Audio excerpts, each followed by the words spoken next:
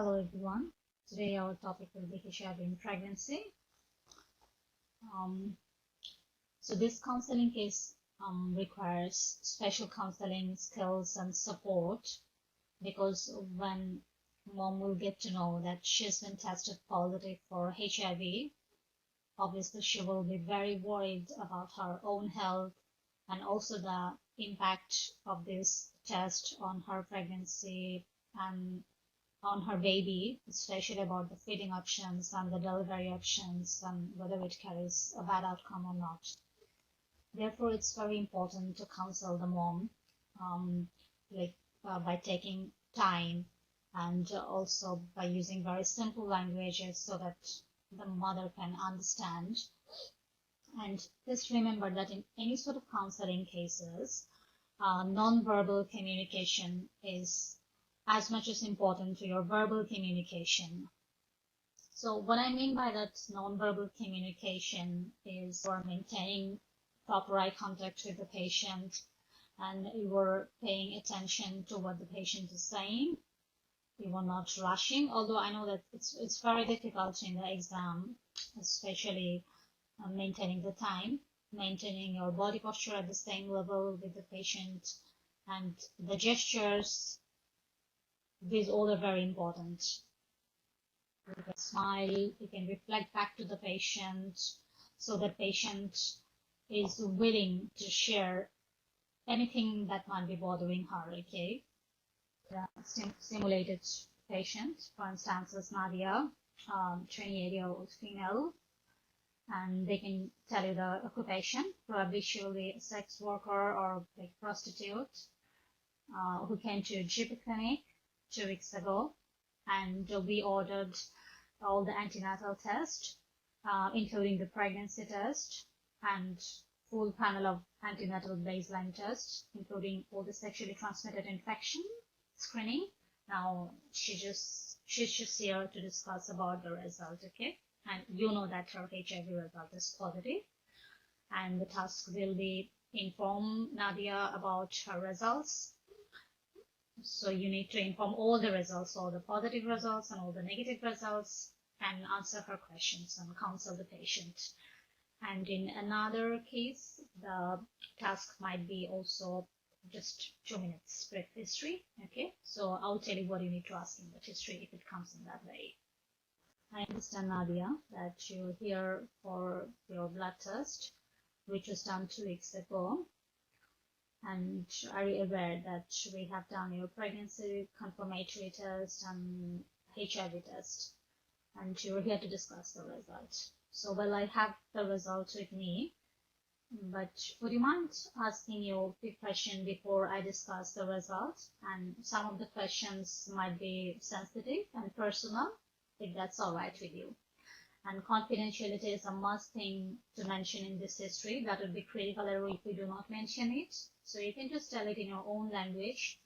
Like, I'm informing you that everything we talk here will remain confidential between you and me, unless it causes any harm to you or anyone else. Okay? And yeah, go on, okay? So if it comes with history, you can tell that with by asking that whether it's a planned pregnancy or not. Okay, so if it's a planned pregnancy, then you congratulate the patient. So unless we don't know that it's a planned or unplanned pregnancy, in any case, please do not congratulate. Okay, once you know that it's a planned pregnancy, then you can congratulate the patient. So in this case, probably it will not be planned pregnancy. So in that case, you can tell that how do you feel about it, okay? Once you tell that your pregnancy result is positive, and then you ask that how do you feel about it? Do you wish to continue? But we know that it's also linked with the HIV result as well, that we're going to reveal in a while. So you can just leave it for a while. And for other question you can ask about the sex practice, about the sexually transmitted, any symptoms of the sexually transmitted infection for her as well as for her current partner and also the previous partner if she is aware of. Okay, so we can ask like, does any of your current or previous partner have got any symptoms of sexually transmitted infection if you're aware, like any discharge or pain, any discharge from the private part? And we can also ask like, does she always practice safe sex, like condom and other form of contraception, was she trying? And any of her current or previous partner ever been tested for sexually transmitted infection, or any of her, because she's a sex worker, so we can ask like, is any of her clients is positive for any sexually transmitted infection, or did she get any kind of notification from health department? So that's the sexual transmission, and which is the most probable cause for this patient. And then we also have to dig in other forms of transmission. That's bloodborne, so needle sharing and IV drug use. So we can ask about that, especially if it's a health worker like nurse or doctor. In that case, asking about the needle sharing or blood prick would be more appropriate to begin with for this case, okay? And then we can go on to this sexual transmission if it's a sex worker, if it's a healthcare worker, okay? But for this case, we can also ask in the history about any constitutional symptoms, although it's very unlikely, but still you can ask like, do you have any sore throat, any headache, any bowel upset like diarrhea, any rashes, or have you noticed any lumps and bumps anywhere in the body, like any swollen glands? And yep, so has anyone came in contact with your blood or getting the bad news? So we can tell that which one you want to know first, okay? Among the pregnancy test and the HIV test, and depending on the patient's response, you can say that you can start with the good news that your pregnancy test is positive, and then you can tell that we also have a bad news for you. So is anybody here with you today? Someone to be with you? And when you are breaking the bad news, please don't beat around the bush. Just tell the result and then give a pause and give some time to absorb the results. And then you tell that I'm extremely sorry, Nadia, to tell that you have tested positive for HIV. And then give a pause, okay? Wait for the reaction. And after breaking this bad news, you may get varieties of reaction from patients. Some patients may start crying. In that case, you just don't say anything.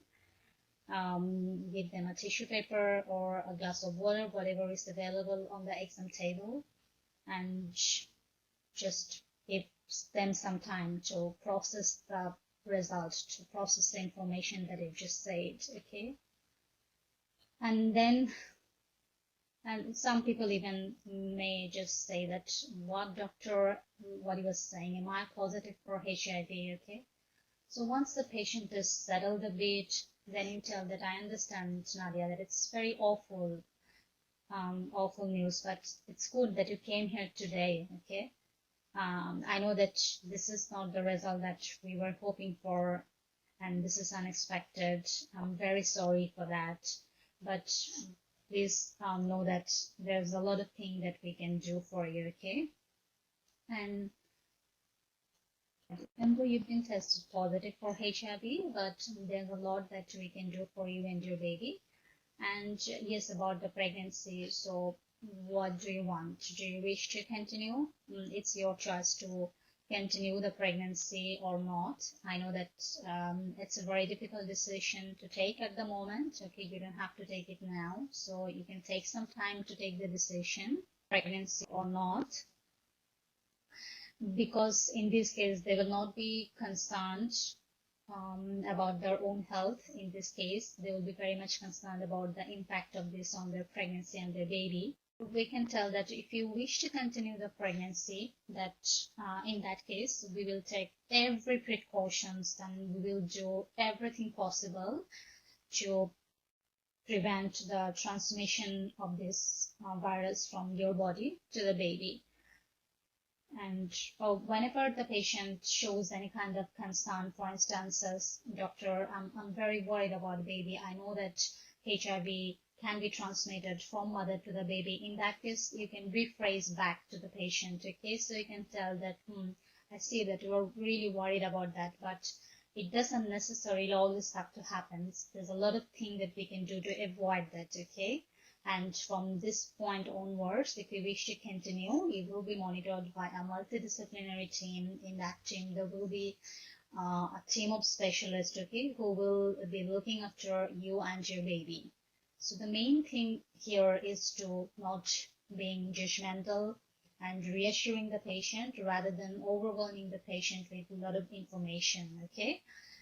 But however, at the same time, we also have to um, careful about certain things that are critical error if we mention, like if we forget to mention. Okay, I'll just discuss in a while. The patient is settled a bit, then you can start telling information about HIV. You can ask, how much do you know about HIV? Would you like me to tell a few details about the condition that you're having? And so as you know that HIV stands for human immunodeficiency virus, which weakens our body's defense system, that is the immune system. And it's very important to tell that having HIV doesn't mean that you have AIDS, okay? Because HIV weakens the body's defense system, and AIDS is actually the cluster of illness that occurs as a result of that weakened immune system, weakened defense system. So many people who are having this HIV virus in their blood, they don't necessarily develop a full-blown AIDS with appropriate treatment and by undergoing regular follow-up, okay? And the medicine in Australia, in fact, worldwide is very advanced today, and the treatment for HIV is also very promising, okay? If you have time, then you can also tell that this virus is found in blood, semen, vaginal fluid, or breast milk, and also breast milk, and it can pass directly during sex. It can also enter the bloodstream if contaminated piercing equipment or an injecting equipment is used. To avoid the transmission from your body to your baby is to avoid breastfeeding, and it is also ideal to have a cesarean section. That's the safest way of delivery for patients positive for HIV. And your pregnancy does not make your HIV progresses any faster. Now, as I said, that there are a few critical things that we can't forget in this case, okay, that would be critical or if we forget to mention. So I would advise that you mention those things first before you move on to further discussion regarding the treatment options, further investigations, okay. So first of all, we have to do the confirmatory test. That's one thing, that we have to order Western blot test, first of all, and contact tracing and informing her partner, because this is a sexually transmitted infection. So you actually need to notify your partner, but I know that you may feel uncomfortable of informing your partner. So in that case, there are a lot of organizations, they can do the job for you. For instance, letthemknow.org.au and Australian Sexual Health Medicine, that's another one. So they can do the job for you. And please don't be scared. Your identity will not be revealed, okay? So your name will not be appeared there. They will just use your patient's reference number and the initial, okay? And the reason of doing this contact tracing, tracing all the contacts who've been in touch with you in last few months is just so that your partners can also be tested and so that they can be treated as well if it is required, okay? So that's the reason. Otherwise, anyone can be infected from them as well, right? And another thing is notifying the health department. So these are the three things that are critical in this case, okay? So first of all, confirmatory test Western blot, we need to order that. And then contact tracing and notifying the health departments. We have to tell that it is also my legal obligation to inform the health department since it's a sexually transmitted infection. And the reason of doing it is the statistical purpose and also to prevent the spread of this infection in the community. And then the fourth thing is the sexually transmitted infection screening. Okay, so as we have tested for this one, so having one sexually transmitted infection actually puts you at risk of having some other kind of sexually transmitted infection as well. So that is why I would like to order all other sexually transmitted infection for you if it's not done. So we have to look at the scenario. If it's already if the scenario already said that the patient, we ordered all other sexually transmitted infection screening for this patient, then we don't have to. But if it's not, then we have to order other tests as well, like hepatitis B and C, chlamydia, gonorrhea, syphilis, all other infection screening. Okay. Now we can move on to further discussion. So what we will do now, I will refer you to high-risk pregnancy clinic. There will be a multidisciplinary team comprised of a team of specialists, and you will be monitored by them. And in that team, there will be an infectious disease specialist who specializes in HIV. There will be a pediatrician. There will be a specialist obstetrician, social worker, nurse, and emotional counselor. Okay, and we will also order 2 more tests. One is to look for the amount of the virus in the blood that we call the viral load, and another one is we have to look for a special cell that is called CD4 cell. So what is that? That's a kind of white blood cell of the virus. Okay, so the CD4 cell is the main target of the virus, and this just will help us to determine that how advanced is the infection. And after that, the treatment will be tailored to that. So the specialist may put you on some antiretroviral medicine, okay, and they are pretty safe to use during pregnancy, apart from few side effects that some patients may have, for instance, bowel upset, rashes, some digestive problem, or diarrhea, okay, and also some alterations of the liver function or anemia. But if the specialist starts antiretroviral medicine for you, okay, then we will do the regular follow-up. We will check your liver function test regularly. We will also check your blood test to make sure that you are not anemic, okay. If you don't have time, then you don't really have to go into all the details of this antiretroviral medicine. I'm just saying it, if patient asks are they safe, doctor, or do they have any kind of side effects, so that we know what are the possible side effects, so that we can tell, okay, and we are not blank. So that is why I'm just telling it, but it is not necessary to mention in this counseling case. Rather, it's more important that you are reassuring the patient, you are reassuring the mother about her own health and about the impact of this virus on the baby, okay. And stress on the fact that you will be monitored by that team of specialists regularly throughout the pregnancy to minimize the chances of transmitting the infection from your body to the baby. And you will also be given antiviral medicine, intravenous glucosidine, and also your baby will be given the antiviral medicine. And the baby will be tested at 6 weeks, 12 weeks, and later on 18 months, okay, to make sure that the baby didn't get the virus. And regarding the feeding options, formula feeding will be the best for the baby in this case, because this virus can be transmitted through breast milk. But please don't be upset about that, because formula feeding is also a very good alternative to the breast milk, and it contains exactly the same nutritional component to that of breast milk, okay. So you need to reassure about the formula feeding as well, so that the patient don't feel that it's not good for their baby. And regarding the delivery option, as we're gonna say that the cesarean section will be the safest mode of delivery options for mom who's been tested positive for HIV. But if some patients insist on vaginal delivery of it, or if patient tell you that doctor, I have always wanted to go for a vaginal birth. In that case, you can tell that, well, it depends on the specialist opinion and few other factors. For instance, is the amount of virus present in your blood during or before the delivery. That's the viral load. So we have to check on that as well.